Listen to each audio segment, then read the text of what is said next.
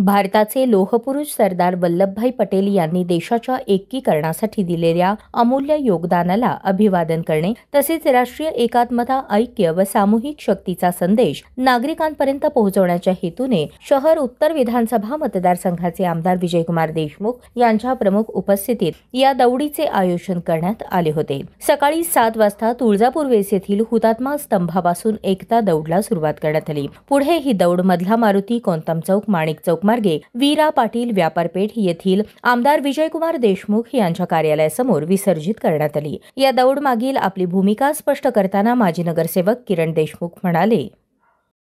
सरदार वल्लभभाई पटेल यांच्या जयंतीनिमित्त देशभरात पंतप्रधान मोदीजींच्या नेतृत्वाखाली भारतीय जनता पार्टीच्या वतीने रन फॉर युनिटी या पद्धतीने या ठिकाणी भारताला एकत्रित करण्याचं वल्लभभाई पटेलजींचं मोठं योगदान आहे। भारताला एकत्मतेचा संदेश देण्यासाठी मोदीजींनी त्यांचा आदर्श घेऊन या ठिकाणी सर्व भारतीय आपण एक आहोत या संदेशासाठी सर्व देशभरात युनिटी रन हा आयोजन करण्यात आलेला आहे। आज सोलापूर शहराच्या वतीने आमदार विजय देशमुख मला यांच्या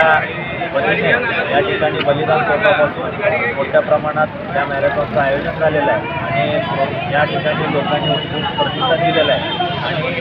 मी आशा करतो की हा युनिटी रनच्या माध्यमातून आपण सर्व लोक जाती धर्म या पलीकडे जाऊन भारतीय म्हणून एक आहोत या संदेश हे चांगल्या पद्धतीने या ठिकाणी सर्वांना दिला आहे।